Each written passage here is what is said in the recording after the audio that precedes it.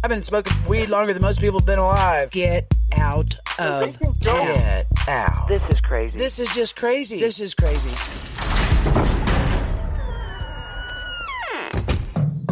Open up, Colorado. It's 420. Time to grind and burn. This is not your son's stoner show.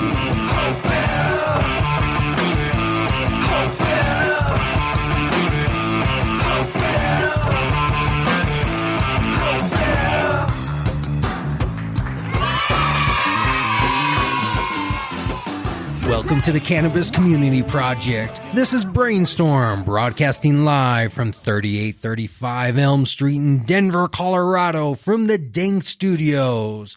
Here it is, the Grind and Burn Show.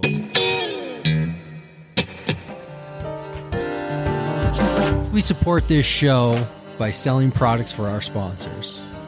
We do that through the Cannabis Community Store, and I want to encourage you to check it out because we have some great products there.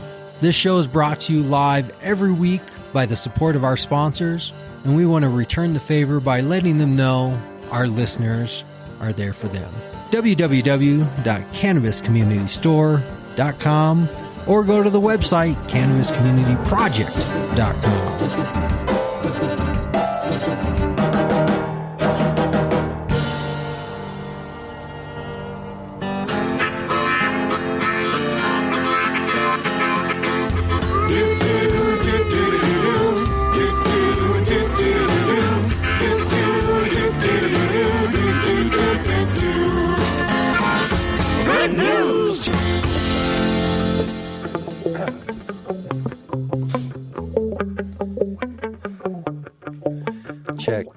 Check.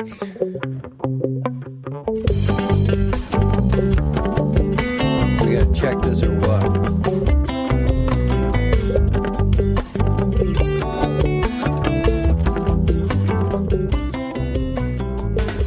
Hey, Cannapreneurs, how's it going? Brainstorm here. It's been a while since I've checked in with you personally live on a Saturday afternoon. I just want to give you a little update to what's going on, let you know about the transition, the changes, what to expect, what not to expect, what won't change, and what may change, but for the better. So hang on with me, and let me just start at the beginning with a big thank you to all of you who have hung out with me week after week, building this audience, having the conversation with me, listening in to me rant on, rave on, and bring forth a community that may not be what you were expecting in the cannabis community. So I start out with a thank you to all of you. Thank you for being part of the Cannabis Community Project.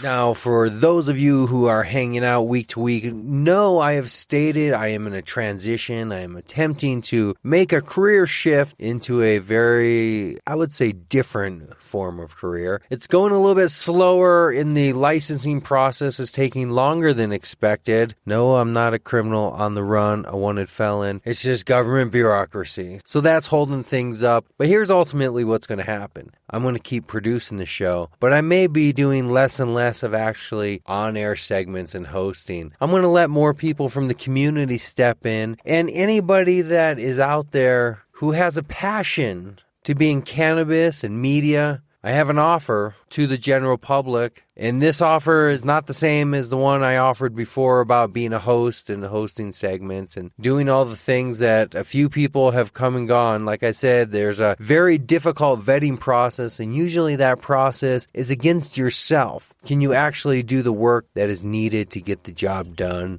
No special requirements, no special skills, just simply do the work. Many tried, most failed. Kate is still hanging in there, hanging in strong, submitting segments, doing great job, reaching out to the community, interviewing great people, doing her best to follow the format and bring forth her version of the Cannabis Community Project. And I thank her, I applaud her, and I tip my hat. I tip my joint, I tip my bud, I raise my glass, and I'm not even sure if I'm even on a right metaphor there, but thank you once again, is what I'm coming back to full circle. It's all about the thank you, the gratitude. So the show will move forward one way or another, whether I myself, together with partners, somebody else taking over the majority. The Cannabis Community Project will not die. It will go forward. But I, Brainstorm, may take on a different role. As many of you know, as I revealed before, moving into the private investigation industry and going to explore the cannabis side of private investigation, and generally probably it'll just turn out to be HR and insurance. But where you start somewhere, and I encourage you, if you are thinking about starting a business, whatever it may be, in whatever fashion, probably listening to this show to start a cannabis business. But if you have any business, take action now, because there is no perfect time. There is no waiting until the right time. There is only what you are doing right now. Whatever you are doing right now for the majority of your time is who you are and what you are. So get up, get that business registered, get that business plan put together. Forget about becoming a full-time fundraiser. Just get out there and sell your product or your service, whatever that business may be.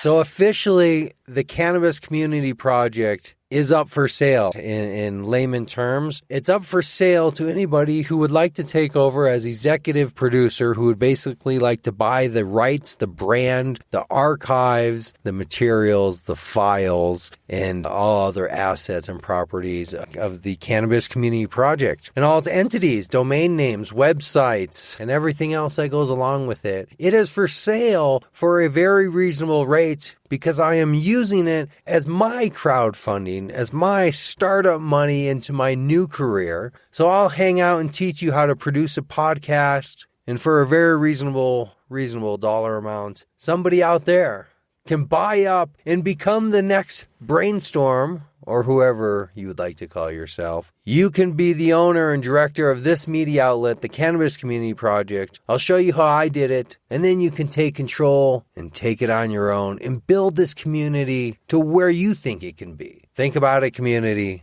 and then reach out and talk to me about it. All right, that's all that's going on. We're not getting deep. We're not saying goodbye.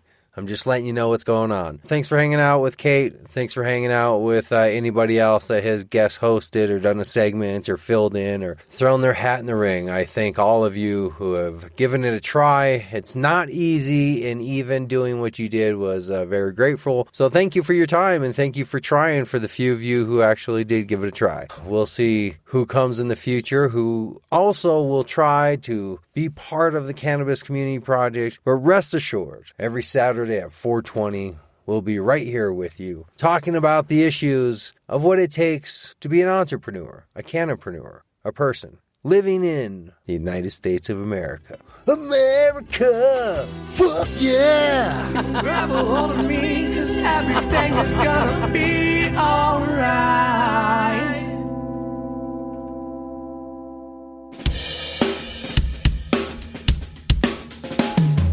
Have you ever seen a business or a product and thought, what a sack of shit that is? I could do a better job. Well, let us help you get there. Make 2017 your year of cannapreneurism. Contact me directly, brainstorm at cannabiscommunityproject.com.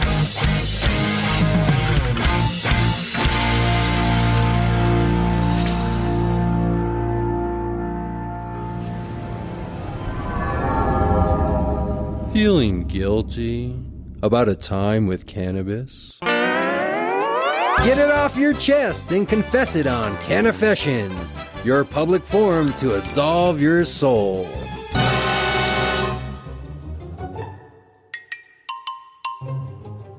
Hi, my name is Carrie. I have a funny story. 1972, my first husband and I were driving around with some friends, and we were smoking a joint.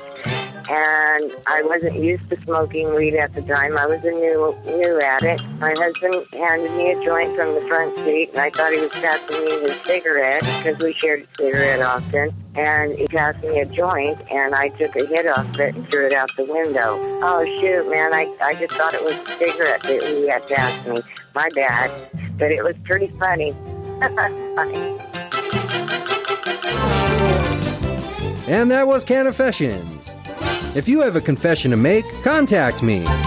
via Facebook or the website at cannabiscommunityproject.com.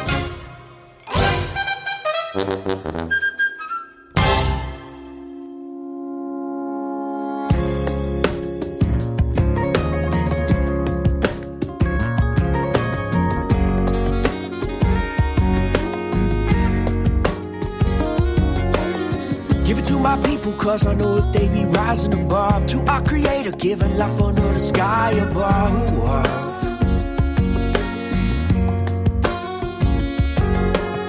To our suppliers, we hold the key and that be setting us free. For all with ears to hear, the truth is yours if you believe.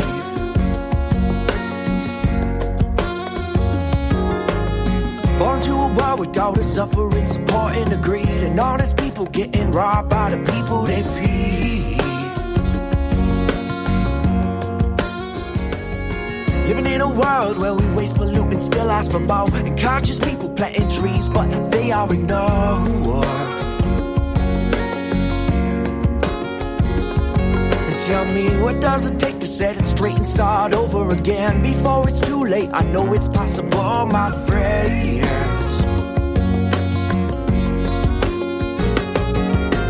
Listen close, your mind to come at ease. Open up inside to come at peace. Cause when it all boils down, the last shall be the first. When it all boils down in time, we all will learn.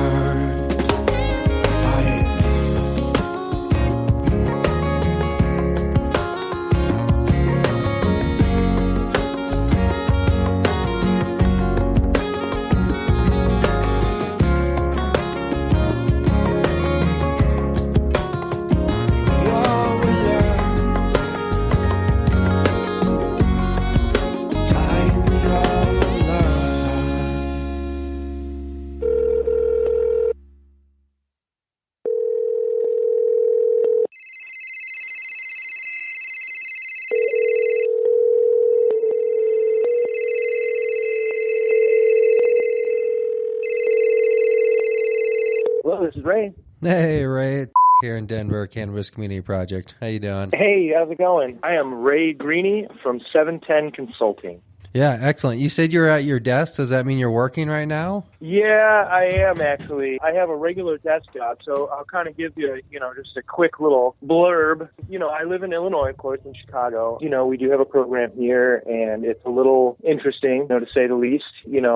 Some people have even said that it's failing, but it still is not real safe. And I know you've heard that from a couple of your other guests. There's still a lot of people that are afraid to come out of their shells, myself somewhat included. I mean, obviously I'm pretty active in the community and in the industry, but it's still something that I even struggle with a little bit just because it's really not as accepted here yet. You're talking about coming out where your employer, what you do now, knows what you're involved in? Yeah, I believe that my employer does know, what I'm up to. I mean, obviously they know, but I'm just talking about in general. Still, it's kind of like a weird state. We're still a little paranoid, I guess.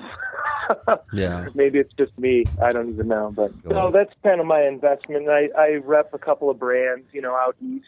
I just picked up Pure Pressure. I'm sure you've heard of them. Pure Pressure rosin presses. What do you do? What's your core? Are you working as an independent somewhere? Are you working for a company? Yeah, no, I work independently. I work pretty much independently as far as this industry is concerned. My day job is that I'm an executive financial recruiter, which is really a funny way of just saying that I'm a headhunter for stockbrokers and bankers and accountants. That's so ironic. That's the dude I just interviewed last week that's coming out tomorrow, Rick Binder. He's also a recruiter in the cannabis industry. Coincidentally, just interviewed him last week. So that'll be good. You'll want to listen to that one. So you're involved in the compassionate care program that you referenced. Yeah, well, it's that my mother has MS. I'm going through the system here, and I've just noticed, a lot of interesting things like pricing. Live resin is as much as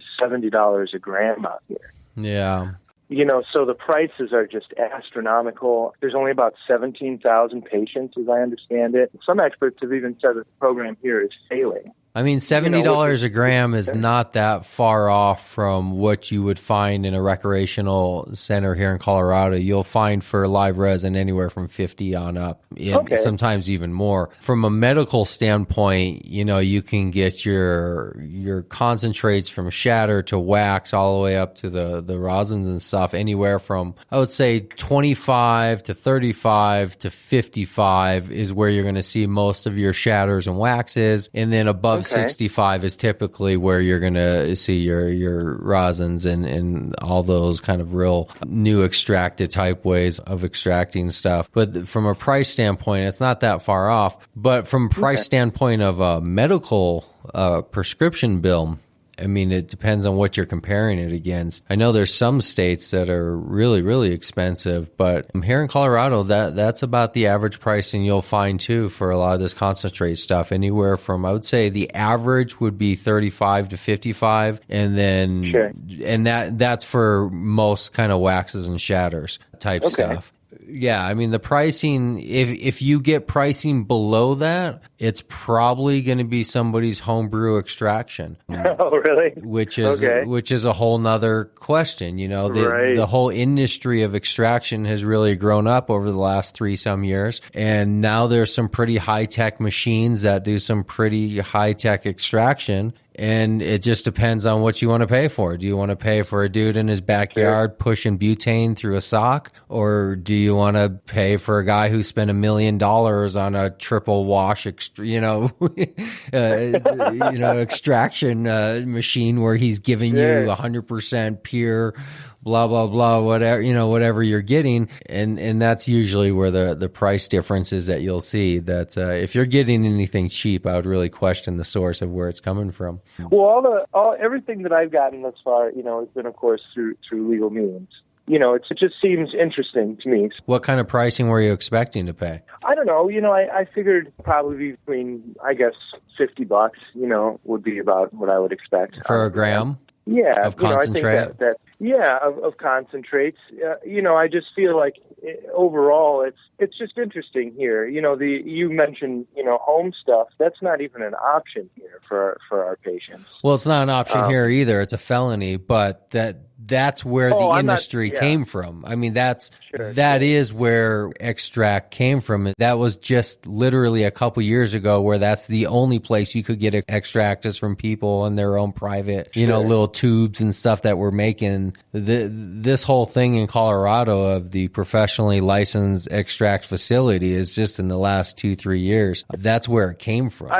Right, totally.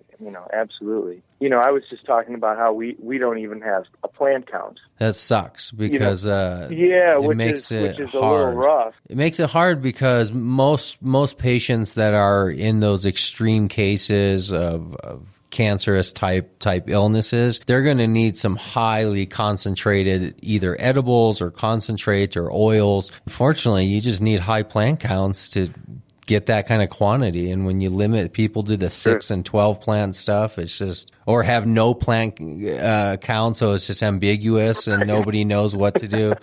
It makes it impossible to do anything except have flower, and flower has its benefit, but if you're talking from a medicinal standpoint, you really have to get into extracts and concentrates through oils and edibles. Agreed. Yeah. What do you got? Are you a patient? Are you a rec user? I'm actually a caregiver. Okay. So they do have a caregiver program, where I can basically help my mom out. Like I said, it's a little sketchy here, and she doesn't feel totally comfortable registering herself. Right. Is really the reason. As like a what? Registering as a medical marijuana patient? Yes. She's kind of old school as far as her thought process, and it still sketches her out a little bit. The idea of being on a list. I mean, you remember what it was like in 2012 in Colorado, and everybody, or even previous to that, everybody being sketched out to, sign up for the card. Right. Well, the ironic thing about that is because I remember having conversations is that, yes, you're putting yourself on a list, but by putting yourself on that list, you're protecting yourself from various legal actions that can be taken against you. I didn't look at it as a catch-22. I looked at it as almost a protection that you put yourself on the list because now you're protected under various constitutional law as a patient. Whereas if you're not on that list, you're just a dude who has weed. And that's a whole different classification of who you are and how you're dealt with by law enforcement and courts. And even though a recommendation is not any legal form of medical prescription, there's still constitutional law protecting patients here in Colorado. So by putting yourself on that list, to me, it was, and that was the whole reason why I signed up for it, because I want it to be under those protections versus just a citizen of the state trying to acquire cannabis. Sure, that makes a lot of sense. That's why edibles and topicals are perfect for older people, because they don't have to smoke stuff. They can just eat stuff or take oils, tinctures, and that kind of stuff where they can feel less smoky with the whole smoking type stuff. Sometimes even vape pens are good, those tiny vape pens. Yeah, the cartridges, those little cartridge things. Yeah. Although personally, like I personally just mostly, I would say 98% of all my consumption at this point is dabbing. Sure. Mostly wax and shatter. I mean, I've moved away from the flower, and I'm thankful that I have, because from just a physical health standpoint, it's cleared up a lot of inflammation issues with mucus in my throat and constant kind of that hacky in the lungs and the wheezing in the throat of smoking flower a lot. Honestly, it just wasn't as pure as what I needed to intake my THC. I'm on dabbing now, but I mean, good luck trying to get somebody that's above the age of whatever to fire up a dab rig. So the only thing I don't like about vape pens is it's not the same effect as getting a vaporized high concentrate dose like a dab, or vape pen is kind of that low burn, slow intake, which is a different effect. And personally, I think if somebody's truly suffering, like in the moment of some pain suffering, you need a high dosage of intake, which really only comes when you heat up a torch and light up a nail, drop a dab of shatter or wax or something on there and get that high impact instant rather than the slow vape pen. I don't know. Moms are weird. I try to give my mom shit all the time, and sometimes she takes it, sometimes she doesn't. I don't know. But it sucks. I have friends with MS, and I know it's a shitty disease. Here in Colorado, actually, has a very high population of women specifically with MS. It's a weird thing. Yeah, it's a really bizarre thing. The other thing that I'll say about my mother is that she was diagnosed with MS about 25 years ago. And during that time, she was also teaching yoga classes a lot. 2-3 times a week, she was teaching classes. Basically, she also hated and refused, the steroids and all the horrible pharmaceuticals that they, try to force you into. I mean, they even use scare tactics. Well, if you don't take these in 5 years, you could be in a wheelchair, and in 10 years, you could lose function, most of your functionality and regular bodily functions, and in 15 years, you could be gone. It was pretty scary, and she refused to do it because she said she didn't like how it made her feel. She was tired all the time. She felt depressed, and she was, of course, a consumer previous. It's amazing because now 25 years later, she still has full mobility and all of her function. It's pretty unbelievable because even her doctor, who has been, kind of against it the whole time, which is another thing to Illinois fight, just recently they said, wow, we're really glad that you didn't take the steroids. And the reason is because had you done that, we would have thought it was the steroids and the prescriptions that were working, and we would have continued to prescribe it to other patients and just continue the cycle. And you see what I'm saying? They're so glad because she's been able to maintain basically her original starting diagnosis, the same condition for 25 years by consuming. That's what you need to tell her when she's apprehensive about taking it or being discovered or outed. is building the pride in being outed, as in you should be a leader. You know, you're a patient. You're a living patient, and a living patient that could help others. So instead of hiding where it's information unknown, you should be out front in the light as a leader and let it be known to all so others can be helped. Usually once you pass a certain age, then it's like, who cares? You know, what, do you have a career to worry about? I mean, how old is she? I mean, no, she's certainly of retirement age. You know, if you ask her how old she is, she's been 26 for the last 30 years. Right. So. Yeah.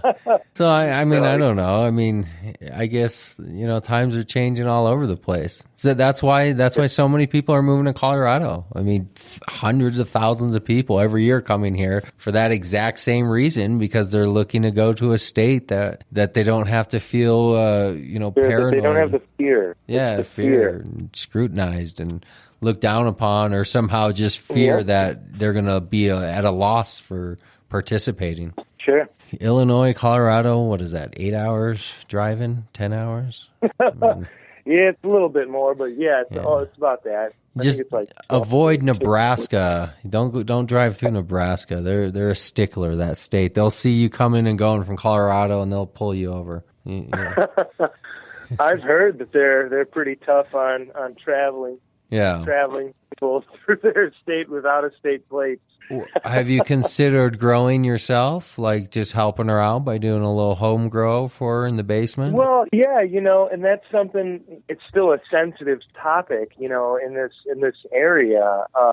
But yeah, I'm not saying that I have or haven't, but yes, that is certainly something that can supplement and help that situation out. Or just move to Colorado. So. Yeah, I mean, that really would be awesome. Actually, I spent about 10 years in Grand Junction, which I know still doesn't, to my knowledge, still is a dry county, quote unquote. What do you mean a dry county? I don't believe the city of Grand Junction, actually I know that the city of Grand Junction does not allow dispensaries in their town. Yeah, I don't know about Grand Junction. I know they have an office, an MED office, an enforcement division branch in Grand Junction for all MED badge people that live on the west side of the state to go to. So I don't know. Definitely makes sense. Yeah, I don't know if that's for all the surrounding counties or what. I don't know specifically about Grand Junction, but it's a nice place, good place. What's your aspirations? What are you looking to do to get out of what you're doing and get into cannabis, or what's your goal? Honestly, that is, I've always wanted to do this. I've always been involved. My family's always been involved. This is not just a first generation thing. Actually 3 generations of my family have, cards and do different things. My grandmother, has topicals. My aunt uses various things. I'm helping out my mother. It's something that I've always been really passionate about, and up until recently, it was not something that I could really openly talk about or something that I could openly share, people that I could openly network with. So it's been really exciting for me to finally be able to talk to people about it. It's kind of ironic because I lived in Grand Junction, or in Colorado, 2002 to like 2012, and it was a little different scene. But still, as you know, I'm sure you were out there, right, during all that. Yeah, I got my card in 2010, my patient card. In Colorado, just like in California, the medical laws have actually existed since the beginning of 2000. The unknownness about it was because it was virtually impossible to start any type of business. It was all based on the caregiver program, which were just small pockets of individuals handling small pockets of patients, growing and doing that type of stuff. It was when Obama came into office and sent the Attorney General, the basic intention was to not really mess with states that wanted to pursue their own laws in marijuana. Is really when everything exploded, because that's when the dispensary started to be formed from a state level. That's when the states, at least here in Colorado, I can't speak to any other state, but that's when the state really said, it's time to take these caregivers and either make them step up or get them out. And that's pretty much what happened. Is those who were able to step up turned into dispensaries, and those who couldn't faded off. And we don't really have we don't have a caregiver program really anymore. I mean, maybe technically it does exist on the books, but I don't know. It would be hard to find a caregiver that wasn't a dispensary. I mean, I'm sure there are groups of people that have long-term, hey, since 1978, this dude's been growing my weed for me type caregivers. But for any patient today, like right now, if you were to get your card and go to try to find an individual caregiver, you couldn't find one. You would have to know somebody already or go to a dispensary, which, good and bad. It's more business now. It's more regulated. It's bigger. It's a little more everywhere. You lost the intimate caregiver program. Sure. I'm sure every state will go through the same cycle. It probably will. Yeah. If your whole family is involved in cannabis in some form, then it sounds like you guys as a family unit should really think about which state you can function as a cannabis unit. I don't know if Illinois allows that, but there's definitely a couple states where you don't have to be a dispensary to be involved in cannabis. Colorado and Oregon and Washington and soon California and probably a couple others popping up here and there. Yeah, and actually I've thought about, of course doing that and relocating. It's just, I think at this point, and at least my additional extended family's lives, it's probably not as much of an option. But I'm certainly open to the idea of relocating or going back. My question is, isn't it possible that the industry is eventually going to reach out east, and these sorts of jobs will be created here eventually, or is that just wishful thinking? Do you consider yourself the East in Illinois there? Are you considered the East? Well, I consider myself, let's just say, east of the action. Or like Art Bell says, west of the Rockies, east of the Rockies. Yeah, I always kind of consider the Mississippi River kind of, that's when you start getting pretty east. But New York City. For me, it starts getting fun when you start looking at the mountains. Right. Well, yeah. I mean, if anybody thinks anything different than that, it's going to keep spreading state to state. They're crazy, right? I mean, the only thing that's going to happen will be like maybe a Utah situation, like where you can't really find alcohol and they have all these rules where it's kind of going against the grain of everybody else. I'm sure there'll be those states that do that. Sure. There'll be a few states here and there that just refuse and hold out till the very end. But for the most part, yeah, I mean, you'd be crazy to think that it's not.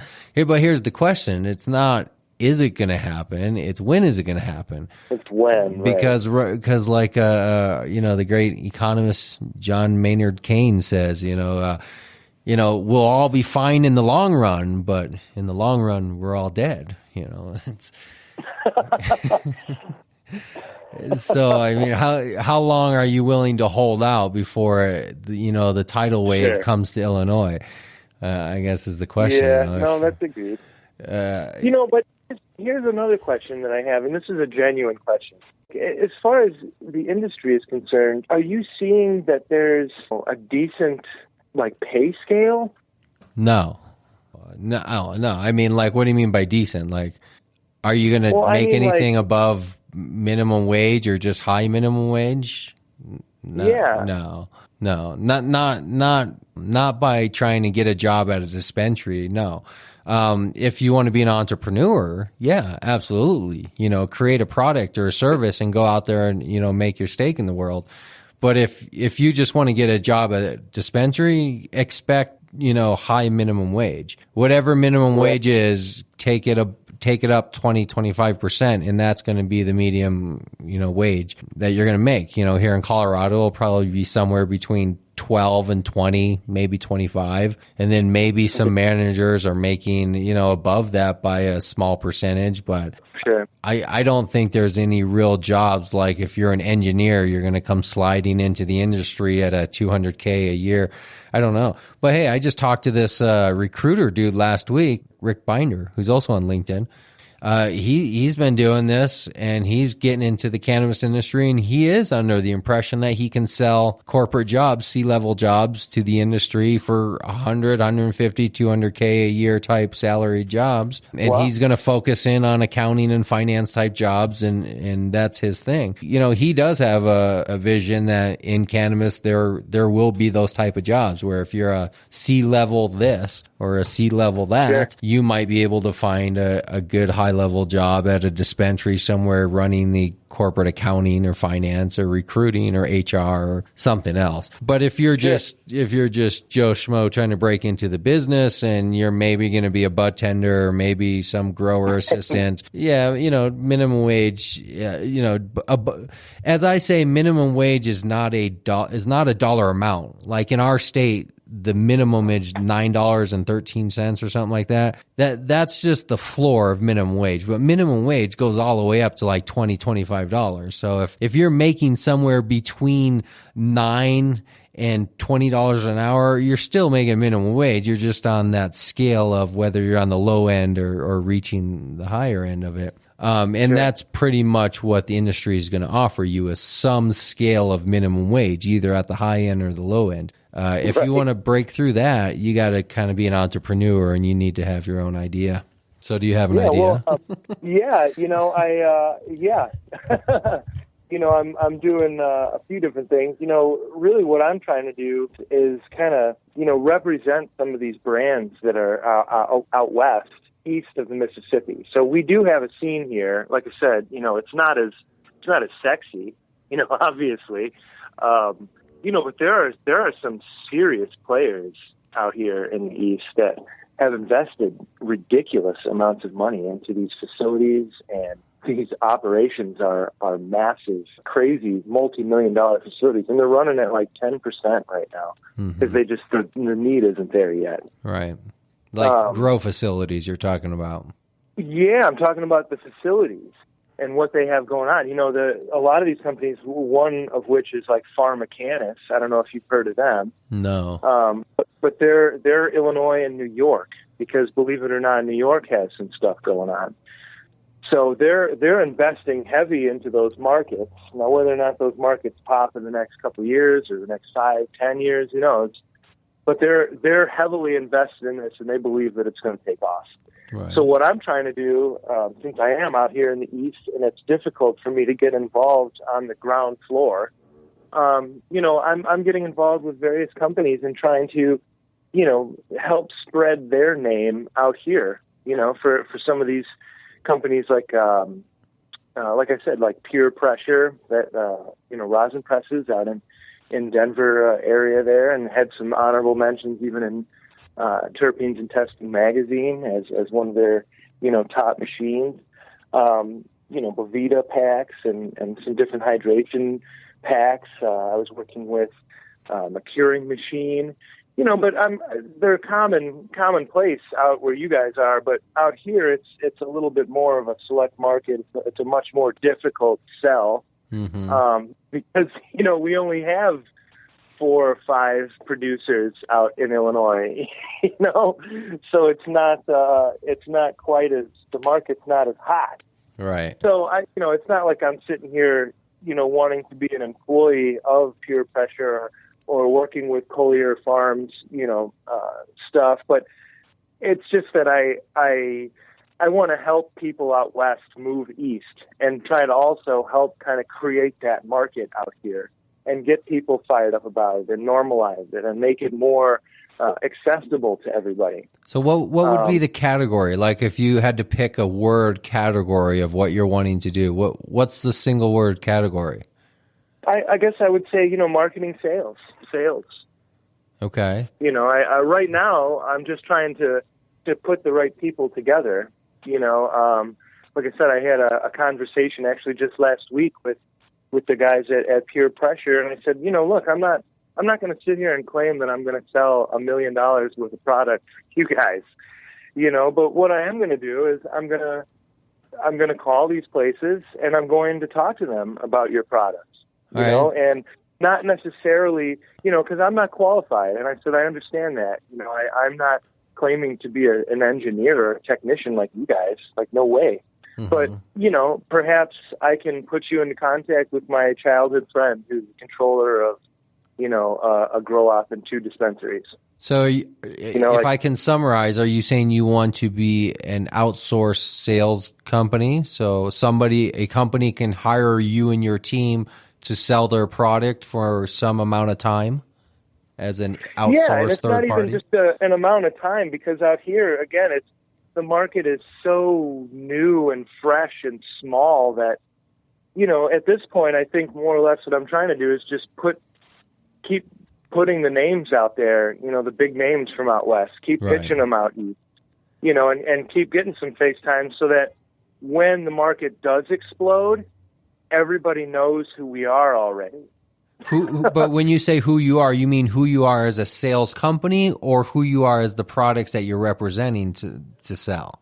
Both, you know, really, because, you know, I believe that especially in this industry, you know, it's about partnerships, and it's about you know, networking, and it's about who you know and who you talk to, and, you know, and that sort of thing. So, you know, there's still a lot of, you know, that, you know, hey, bro, kind of mentality in this industry, perhaps, as far as, like, you know, friends hire from friends, friends talk to friends, friends buy from friends, you know?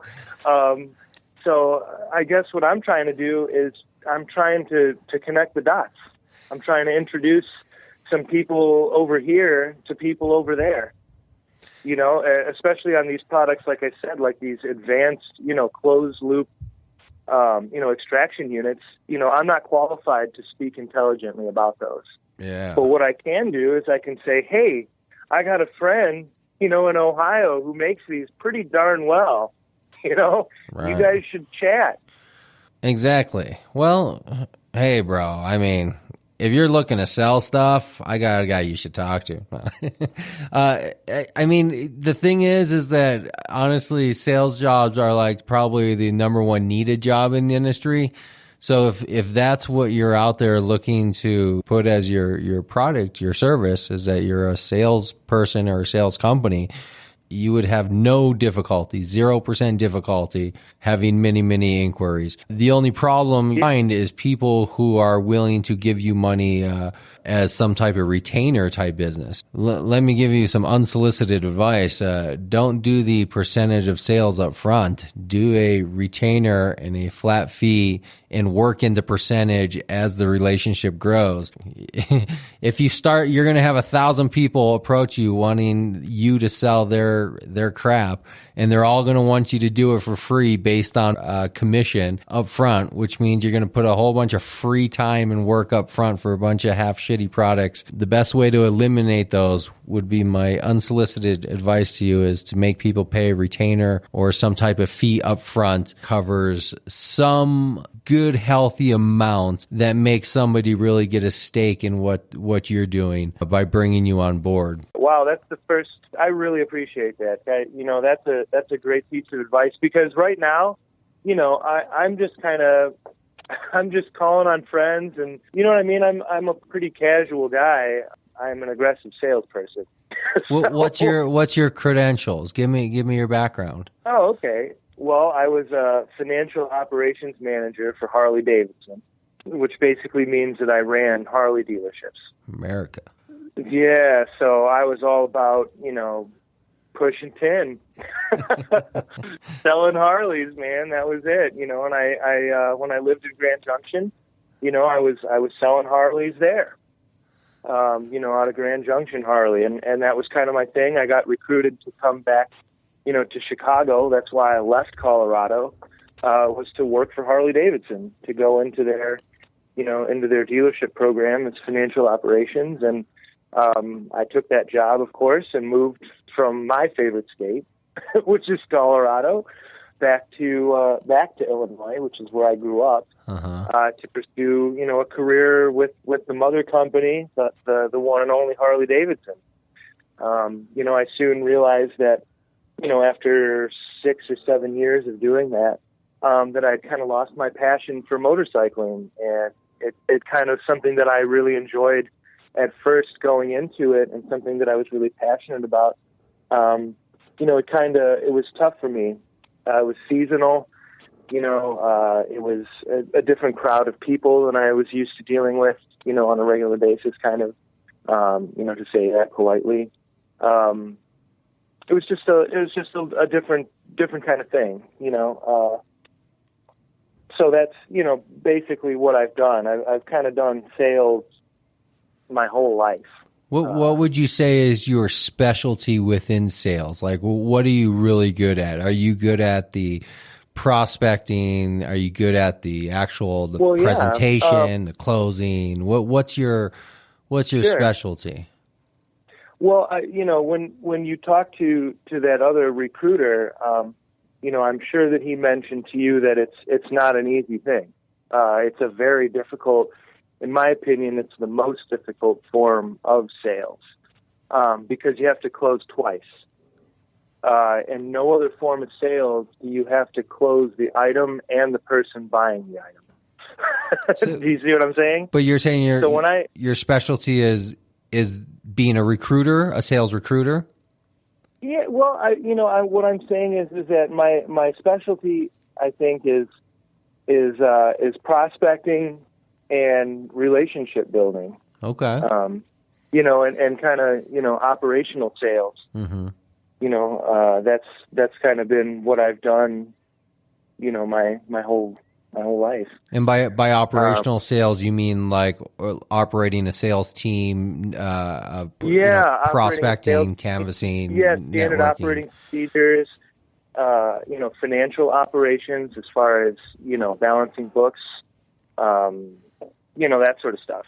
Mm-hmm. So selling retail finance, loans, terms, that sort of things, payments, all that goody stuff. Mm-hmm. Now, where do you want to be in this? Do you want to be on the recruiting side where you're recruiting salespeople to sell for companies? Do you want to actually be doing the selling yourself and be the representative out there working for companies? Where do you want to be? Yeah, I wouldn't mind doing my own kind of company and maybe eventually bringing on guys, that have a lot of drive and that want to sell onto a potential sales team. Okay. And do something like that. So what would your company be? Would it be you selling a product that you were contracted by a company to sell? Would that be what your company would be? Yeah, I think so. Yeah, I mean that's kind of what we're doing now, or I say we. That's what I'm doing now. Yeah. Okay. Well, I'm asking you the questions to kind of narrow down a couple things that I see happening here in the industry in Colorado with salespeople. Is there's going to be a couple categories that you're going to fall into, or that the industry, and by the industry meaning dispensaries and those hiring people, are going to want to push you into, and that's going to be the street beaten salesperson. There's a lot of opportunity if you have basically nothing to offer in life, and basically somebody wants to let you work for free using their name to see if you can sell their product. There's a lot of opportunities for that. So there's going to be companies coming out of the woodwork. If you say, hey, I'm a sales guy, you will have 1,000 companies that will say, hey, come sell for me, come sell for me. Because what the offer is basically come work for free, and if you're able to sell my product, I'll give you a small percentage in return. That's what I'm going to say you should avoid, obviously, is being that type of salesperson. But that's going to be the biggest opportunity that you will encounter. Most everybody you speak to will say, oh, great, you're a salesperson? Hey, why don't you come be a salesperson for my company? Here's what I'm offering you. I'm offering you to come work for free, and if you are lucky enough to sell my product, I will give you a tiny percentage in return, what we'll call commission. That's the common trap, and I would say that's the trap of the inexperienced and really the just non-salesperson, the person who has, like I said, nothing else in life to offer, and that's where you kind of end up. You end up just doing that. The better way to go about it would be to take your higher end clients and figure out what product crosses state lines in a sense that what can you sell from Illinois but still reach out to people in Oregon and Washington and Colorado and California and, New York or all the other emerging markets? What can you sell without it being a barrier to state lines? So, well, you can't sell cannabis, obviously, because that's a state specific. I can't sell any product at all. And that's why I've been, doing like commercial, extraction units, trimming units, curing units. I've been trying to, exactly like you said, trying to find products that I can move across state lines. I have a meeting with Roger Collier next week to potentially work for him, moving his Collier brand fertilizers and various products that he has through his company and see if we can, work something out. But yeah, you're exactly right. I can't move anything, that is illegal to move across state lines. So yeah, I've even tried, I'm trying to reach out to vape companies, e-nail companies, because dabs are starting to catch on out here. More and more people are doing it and more people are interested in e-nails and wax pens and things like that. So here's an idea for you, just kind of off the cuff, just something that floated through my mind. Since you mentioned you were kind of a recruiter and you mentioned you're looking to sell and you mentioned, all these different variables, what about niching yourself into a very specific type of salesperson where what you're doing is kind of playing the national connection game for individual sales teams at a company? So let's say a company, a vape company or whatever, they have a sales team of 3, 4, 5 guys or whatever. And instead of you just joining their sales team or being some aspect of their sales team, what if you play a hierarchy role where you are specifically out there curating specific clients to arrange meetings with their salespeople? So instead of you just being a representative of the product and just trying to sell the product, maybe you can assist sales teams get specific higher clients in other states and kind of play like a mid-level person. And that way you can manage multiple clients where you don't get locked into one client, where you could have multiple kind of higher end clients that are your clients, where you're working to make connections. Let's say, a company in Colorado wants to reach out to a company in Washington under these specific guidelines to start to make relations. They have a sales team, but they don't really have a specialized person to do that type of cross state line, research and connection, kind of the salesperson for the salesperson. Maybe there's something there where you can kind of work in the aspect of recruiting and sales with the location where you are, multiple states, and put together a business model that's just very specific to something that you can work out. I don't know. I'm just and that's a great point. That's a really good idea as well. Kind of play off the whole recruiting thing. I really like that idea. Yeah, exactly.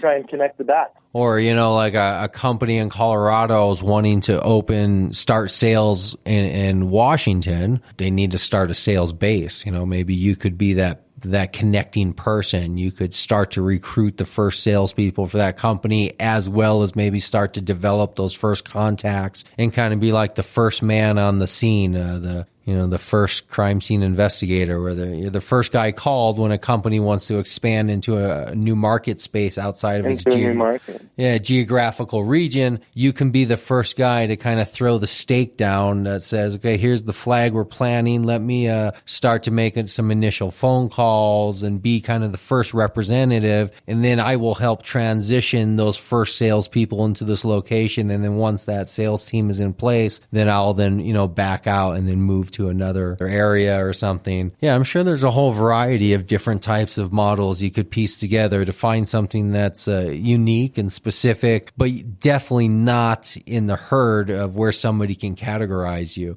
Because as soon as somebody can categorize you, then you're competing with whatever the going rate is, right? Whatever the wage is for those other people. So try to avoid being categorized. Don't let somebody say, oh, you're a sales guy. Well, the average rate in our state's $14.50 an hour, and here's how it works. And because as soon as you do that, then you're on their terms. That's a great point. That's a really good idea as well. You know, don't become one of the salmon. Try to stand out a little bit instead of you necessarily making the connection yourself. Maybe represent a group of people who make the representation themselves. Right. Exactly. Oh, right. Because I was talking about being defined by category. That as soon as whoever you're talking to is able to define you in a category, they're able to put the average salary or average wage on that. So if you just simply present yourself as, hey, I'm a salesperson looking to sell your product, then all of a sudden you've been categorized on what the standard salesperson in the cannabis industry as a sales representative is making and how that terms of employment operates. So I guess, yeah, that's exactly what I was saying, was just try to, define yourself in such a way that it stands out, that somebody can't classify you as, oh, there's somebody else like this or somebody else like that. And definitely don't sell somebody else's products is, I guess that's the main thing I've learned in my own personal experience of working for companies and trying to run my own companies is, don't try to sell somebody else's product if you're not part of that company. And I've learned that biggest lesson is in sponsorship and advertising is really having to learn the difference between being an advertiser versus being a salesperson. You know, is a big difference and distinction. And if you're not going to be part of the company, don't do a quasi I'll sell your product thing. It just won't work out. It'll never work out. You'll always be on the losing end of it. Nobody will ever be happy. So the way to avoid it, if you're not going to be part of the company, is to sell something that's not directly the product itself, because then you're not responsible as being an internal salesperson. You know, you're not held to those standards as, you know, what would I expect from somebody if I hired them on as a salesperson versus what would I expect of a specific type of person doing a specific role that's outside the bounds of what's normal, but yet is going to play a key strategic part into the business model. That seems like a better proposition, at least from making money and being respected at the end of the day. Sure. You know, take whatever background you have. You know, that's the best way to go about it. I do this other side business of getting people badged here in Colorado to work in the industry.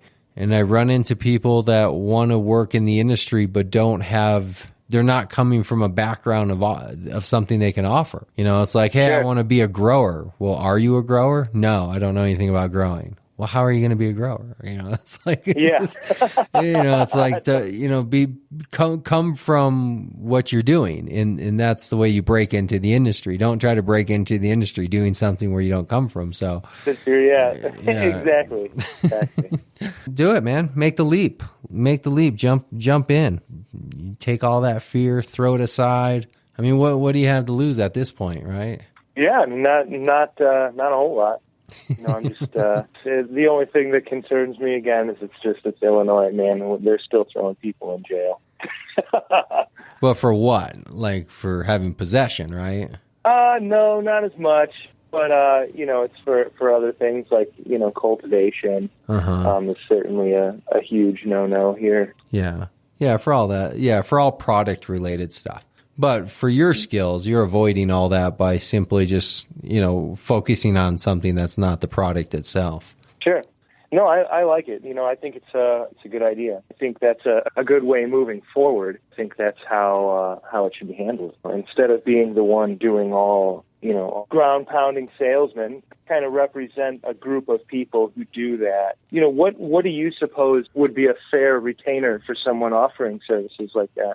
I don't know, because I have not really seen that type of job. I haven't been approached by anybody doing that type of job, and I haven't really seen it. So I don't know that. But forget about recruiting, because I don't know anything about recruiting. But for any other job, I would say enough money to make somebody take a second thought. So we're talking at least in the hundreds of dollars, right? And probably approaching the thousands, maybe not into the thousands, but maybe approaching, depends on what specific company it is or what the potential job is. I would say enough money where you're going to flush out all the wannabes and nobodies, all the people who basically have no company.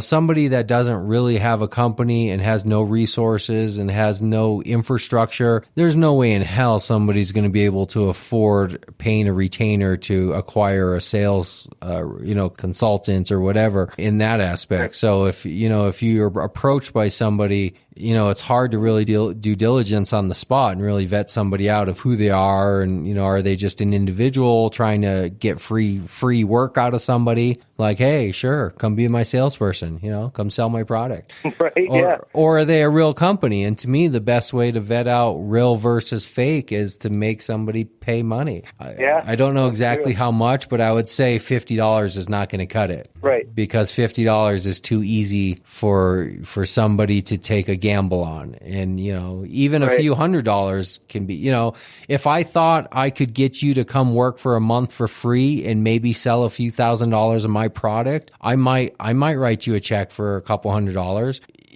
but what you're trying to do is avoid that situation. You're trying to you're trying to make it go like, what? You want me to put $1,000 on to have you come sell? Oh, fuck that. It's like, that's the kind of person you want to make run away from you. Because that's the kind of person you would ultimately find out is not a real company. You would ultimately find out they have no infrastructure to assist your sales. They have nothing behind what you're doing, so they're setting you up for failure as the salesperson. Right. So and making you look foolish. Right, exactly, and wasting your time, and and ultimately not making you any money. A great salesperson still needs infrastructure, still needs support from a company. It still needs a system, a point. It still needs a point of contact. Right. It still needs a product. Here's the thing: if you're going to do 100% of all the sales work, you might as well own 100% of the company and just sell your own product. So if you're gonna sell yourself out as sales to somebody else, then you kind of got to get a retainer because you're kind of doing all the work. I mean, not all the work, because what you're expecting is that if somebody's willing to give you $1,000 retainer, then maybe they're also the type of company that has an infrastructure in place to assist in prospecting, assist in marketing, assist in the customer fulfillment, assist in the administrative and clerical stuff that needs to be done in sales. If they're willing to cut you a check for $1,000, then they're maybe the real kind of company that can support a real sales process. I don't know how much that is, but I would say it has to be enough money to vet out all the non-people. Sure. I agree. No, that's a good idea. Say something like, I will work my company will represent your brand, but, we expect, $1,000 retainer up front for the next, 90 days of our service.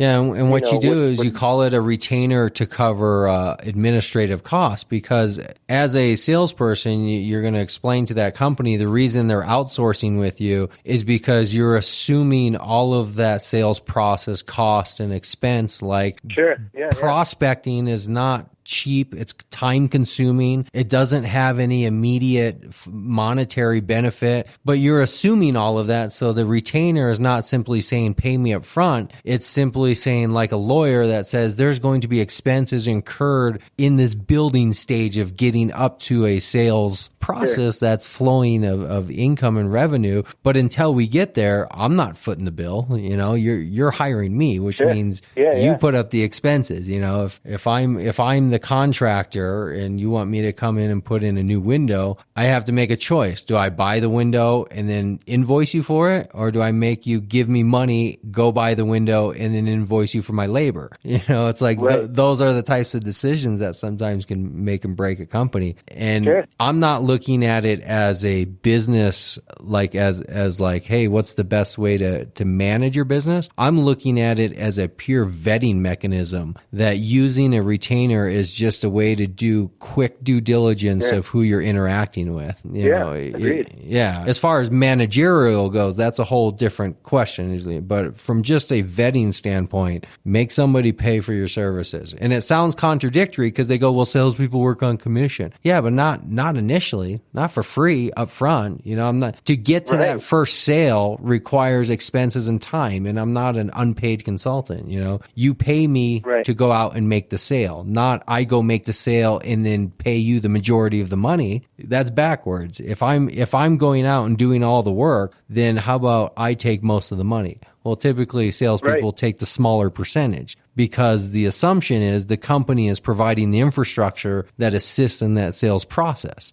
A lot of questions, but definitely go with the recruiting angle because a lot of people need jobs and I don't know, selling individual products sometimes you might as well just go work for a company. If ultimately you're just going to represent one product, you might as well just go work for that company. But if you're going to be independent and kind of, you know, play the entrepreneurial game, you might have to say, you know, I'm not going to sell your product, but maybe I will help recruit salespeople, or what I'll do is I'll be the first salesperson of a developing sales team for 3 months. And in the process of me developing the sales process and those first initial contacts, I'm also assisting in the recruiting of people. And maybe you can make money on both ends doing that. Maybe, you know, find some multiple streams of revenue, get a recruiting stream.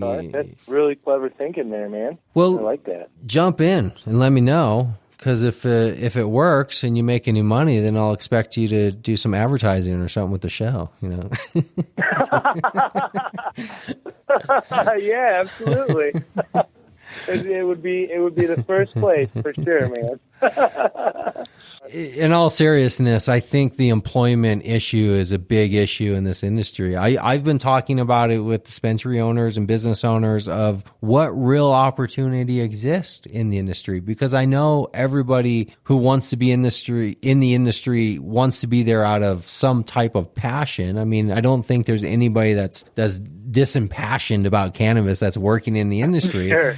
But yeah, right. But what real opportunity? Because if all you have to offer is $12.50 an hour for the next 20, you know, it's like what real opportunity? Right. I mean, not only are you never going to get the right people, but ultimately those who want it to be in the industry are going to have to leave because minimum wage is just not. It's not affordable once you get out of your 20s and once you want to have a family and buy a exactly. house. I mean, that's where I could never go back to that. I mean, I could never go back to minimum wage. Well, I mean, you say that, that, but at the same time, you need to be prepared to go back to minimum wage, because if you say I could never go back to minimum wage, you have to say it with the conviction of that's what I'm fighting to go away from. But you have to also have the humility to say, I'm willing to work for minimum wage if it's a stepping stone to a bigger goal, right? It's like, agreed. I'm willing to work minimum wage if it's a pass through to something, but I refuse to work minimum wage if that's the career you're offering me. You know, exactly. So. But that's a big question. So maybe you can be the guy who helps develop careers in the cannabis industry, where you're not just simply staffing people, finding the next bud tender job for somebody, but maybe you can actually help dispensaries. Maybe that can be the consulting angle, is that you actually help develop real opportunities. So an organization that's, you know, a fairly mid-sized to large organization that has multi-levels of managers and employees and has different departments, maybe they'll need corporate structure. They're going to need somebody to help develop real roles of employment. Like, what do you do with somebody for a 20, 30 year career? You know, sure, you hired them as a bud tender at $12.50 an hour, but do you want to keep this person through the lifetime of your company? Then where are they going to go through the next 20, 30 years of their life? Maybe you can help be that person who develops career roles, not just for the client, but maybe for the company also. You can help companies work out that issue of, you know, I want to retain people, but I don't know what kind of jobs to give them. I don't know where the money comes from. I don't know, you know, those questions. Yeah, no, it's really good. Yeah, you know, take any or all of those ideas for free. Or none of them. No, man, I definitely like those. Very good stuff. Definitely like that idea. And I think there is a need for that. Obviously I see a few people that are pretty active, like Vankst and Miss Mary and Right. Yeah, I'm sure you've seen all those guys. Yeah, They're those are probably all the big names, the ones making a name for themselves, and they will probably be the ones doing what I'm talking about. Is they will probably be the ones who will be in the ears of all the CEOs of the big dispensaries and the big companies who are there talking about careers and lifetime employment of employees.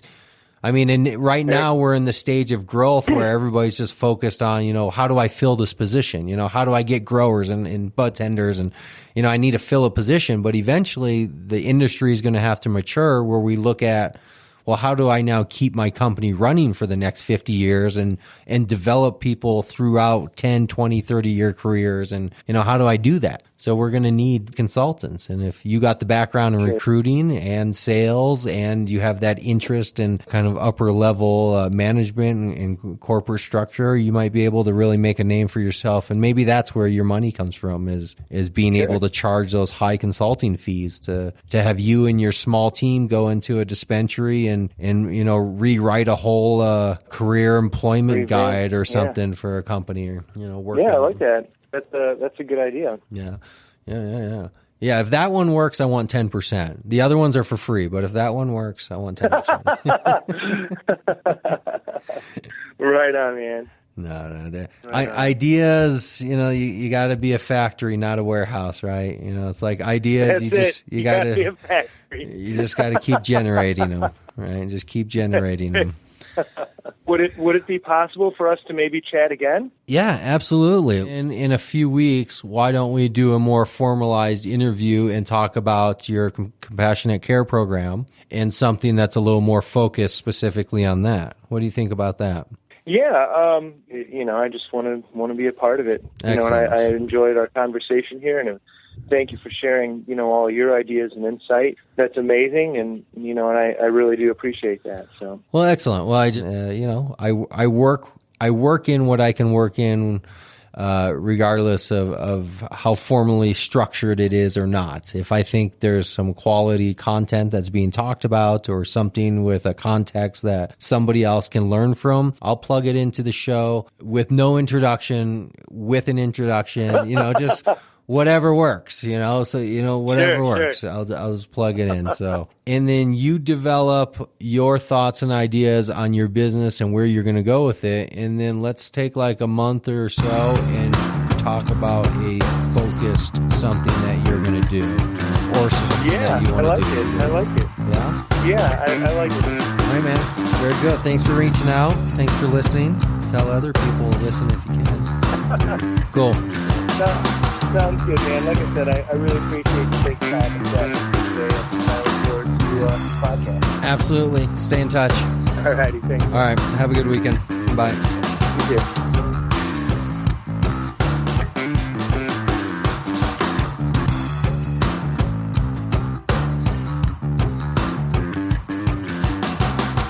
There you go, Cannapreneurs. Thank you for joining us for another show. We'll be back next week talking to more Cannapreneurs, bringing their stories to you. Follow us after the shows on all the social media, Facebook, YouTube, Massroots, even Twitter, all under the same name, CannabisCommunityProject.com. We'll see you next week.